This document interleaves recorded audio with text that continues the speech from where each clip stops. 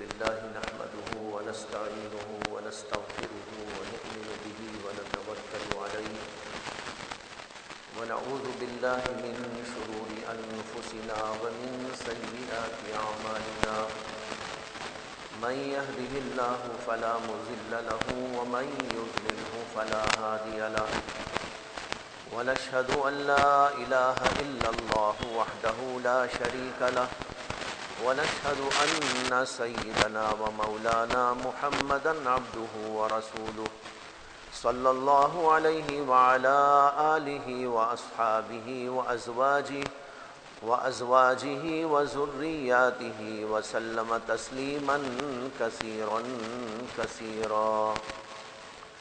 أما بعد فأعوذ بالله من الشيطان الرجيم. بسم الله الرحمن الرحيم.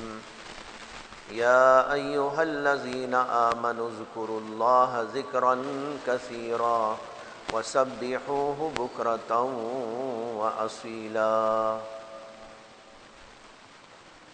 محترم حضرات، اس وقت آپ کے سامنے قرآن کریم کی ایک آیت تلاوت کی گئی ہے. آیت کریمہ کا ترجمہ یہ ہے کہ اللہ تعالیٰ فرماتے ہیں کہ اے ایمان والو، اللہ تعالیٰ کو خوب کثرت کے ساتھ میں یاد کرو اور اس کی تسبیح بیان کرو صبح اور شام. قرآن کریم کے اندر اللہ کو یاد کرنے کا حکم سینکڑوں مقامات پر دیا گیا ہے، اس لیے کہ بندہ اللہ تعالیٰ کی یاد کے بغیر زندہ نہیں رہ سکتا.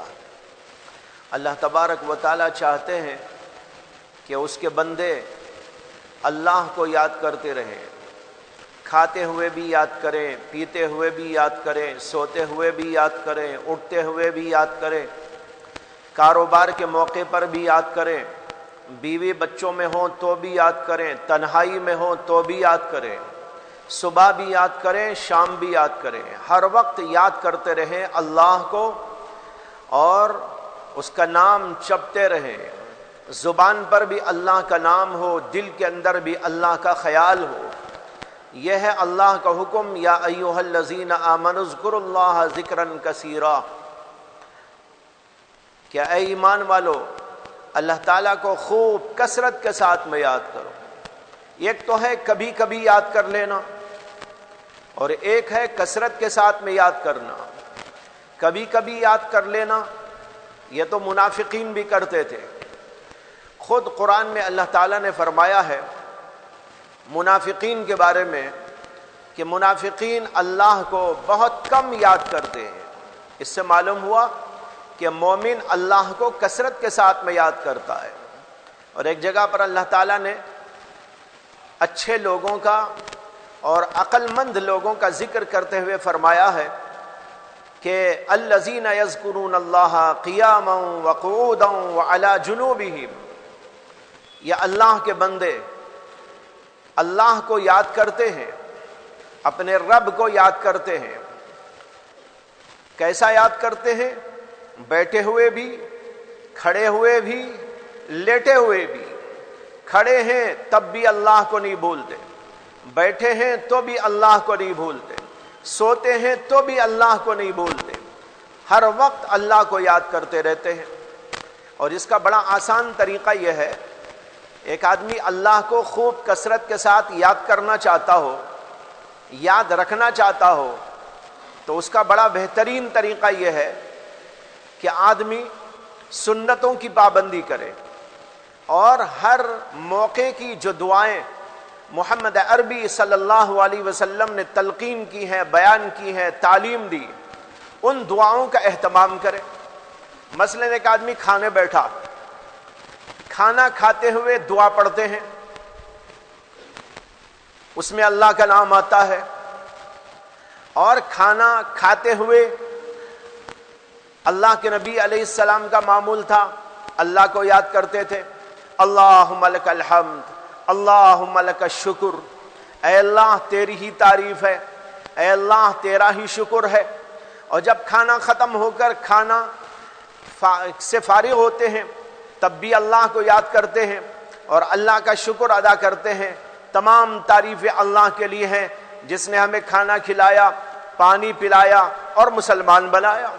الحمدللہ الذی، تمام تعریفیں اللہ کے لیے ہیں جس نے ہمیں اطعمنا وسقانا وجعلنا مسلمین، ہمیں کھانا کھلایا، پانی پلایا اور ہمیں مسلمان بنایا۔ دیکھو اللہ کا نام یہاں بھی آ گیا، تو کھانا کھاتے ہوئے اگر یہ سنتیں یاد ہو جائیں اور یہ دعائیں یاد ہو جائیں اور آدمی ان کا اہتمام کرے تو کھاتے کھاتے اللہ کو وہ یاد کرتا رہے گا۔ بیت الخلا جانا ہے، ٹوائلٹ جانا ہے، اللہ کے نبی علیہ الصلاۃ والسلام کا طریقہ یہ تھا، وہاں بھی اللہ کو یاد کرتے ہوئے داخل ہوتے تھے اور شیطانوں سے پناہ مانگتے تھے اللہ کی۔ اللہم انی اعوذ بک من الخبث والخبائث، اے اللہ میں پناہ مانگتا ہوں خبیث جنات اور شیاطین سے، اس لیے کہ بیت الخلا اور ٹوائلٹ جو ہوتا ہے وہ گندا مقام ہوتا ہے اور گندی جگہوں پر یہ خبیث جنات اپنا بسیرا رکھتے ہیں۔ حدیث کے اندر واقعہ آیا ہے، ایک صحابی کو وہ بیت الخلا گئے تھے اور اچانک وہیں پر وہ جو ہے مر گئے، انتقال ہو گیا۔ اس کے بعد جو ہے جنات شعر میں بول رہے تھے، آواز آ رہی تھی، حضرات صحابہ نے اس کو سنا، انہوں نے کہا کہ ہم نے ہی سعد کو قتل کیا ہے۔ اب دیکھو وہ جنات تھے، شیاطین تھے، خبیث جنات تھے، اگر یہ دعا پڑھ کر داخل ہوتے ہیں اللہم انی اعوذ بک من الخبث والخبائث، تو اس کے دو فائدے ہیں۔ ایک فائدہ تو یہ ہے کہ اس میں اللہ کی یاد ہے، اللہم اے اللہ، دیکھو اللہ کو یاد کر لیا۔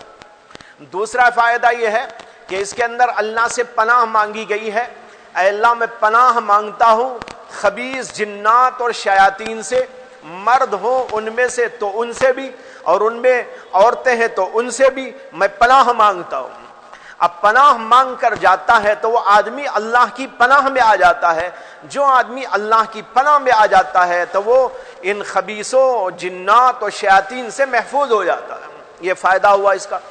میں بتا رہا ہوں کہ ہر موقع کی دعائیں یاد کر لیں، ہر موقع کی سنتیں یاد کر لیں اور اس کے مطابق عمل کرتے رہیں، چاہے وہ کھانے پینے کی دعائیں ہوں اور سنتیں ہوں، بیت الخلا جانے کی اور اسی طرح آنے کی۔ ابھی میں نے جانے کی بات بتائی، جاتے وقت یہ دعا پڑھتے ہیں، آتے وقت بھی اللہ کے نبی علیہ الصلاۃ والسلام دعا پڑھتے اور کہتے غفرانک، اے اللہ معاف کر دیجئے۔ غفرانک کے معنی ہے اے اللہ معاف کر دیجئے، میری مغفرت فرما دیجئے۔ اور اس کے ساتھ ایک دعا یہ بھی آئی ہے، الحمدللہ الذی اذهب عنی العزا وعافانی، تمام تعریفیں اللہ کے لیے ہیں جس نے میرے اندر سے گندگی کو اور اذیت و تکلیف دینے والی چیز کو دور کر دیا اور مجھ کو عافیت عطا فرما دی۔ کتنی بہترین دعا ہے۔ آدمی اگر بیت الخلا جا کر گندگی اپنی نکال دیتا ہے اور وہ گندگی تو انسان کو تکلیف پہنچانے والی ہے، وہ باہر نکل جاتی ہے تو انسان کو عافیت مل جاتی ہے، صحت مل جاتی ہے، تندرستی مل جاتی ہے، سکون مل جاتا ہے۔ سوچ کے دیکھیں کہ اگر ایک آدمی نے پانی پیا یا کھانا کھایا لیکن اسے استنجا نہیں ہو رہا ہے، پیشاب بند، قبض ہو گیا، اب اس قبض کی صورت کے اندر کتنی تکلیف ہوتی ہے انسان کو، اس کے لیے ڈاکٹروں کے پیچھے پھرتا رہتا ہے، خرچ کرتا ہے، اور تب جا کر اس کی تکلیف اللہ چاہے تو دور ہوتی ہے۔ اسے یہاں دعا سکھائی گئی کہ اللہ سے تعریف کرتے ہوئے یہ کہو الحمدللہ، تمام تعریفیں اللہ کے لیے ہیں جس اللہ نے میرے اندر سے گندگی کو دور کر دیا، تکلیف دینے والی چیز کو دور کر دیا اور مجھے عافیت عطا فرما دی۔ تو اب یہاں بھی بیت الخلا سے نکل رہے ہیں تو اللہ کو یاد کر رہے ہیں، بیت الخلا جا رہے ہیں تو اللہ کو یاد کر رہے ہیں، مسجد میں آ رہے ہیں تو اللہ کو یاد کر رہے ہیں، مسجد سے باہر جا رہے ہیں تو اللہ کا نام لے رہے ہیں۔ مسجد میں آنے اور جانے کی بھی سنتیں ہیں۔ ایک تو عملی سنت، مسجد میں آئیں تو پہلے داہنا پیر اندر رکھیں، بعد میں بایاں پیر، اور جب واپس جائیں مسجد سے تو پہلے بایاں پیر باہر نکالیں، پھر اس کے بعد دایاں پیر۔ آتے وقت دعا پڑھتے ہیں اللہم افتح لی ابواب رحمتک، اے اللہ اپنی رحمت کے تمام دروازے میرے لیے کھول دیجئے۔ اللہ کو یاد کر رہے ہیں مسجد میں آتے آتے، اور دعا بھی ہو رہی ہے، اللہ سے عاجزانہ درخواست کی جا رہی ہے اے اللہ اپنی رحمت کے دروازے کھول دیجئے۔ اور جب باہر نکلتا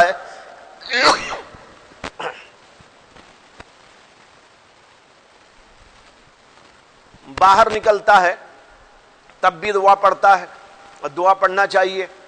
اللہم انی اسألک من فضلک، اے اللہ میں آپ سے اپنا فضل چاہتا ہوں، مجھ کو اپنا فضل عطا فرما دیجئے۔ علماء نے فضل کی تفسیر کی ہے رزق۔ مسجد میں آئیں تو اللہ سے رحمت مانگو، اور مسجد سے باہر جائیں تو اللہ سے رزق کا سوال کرو۔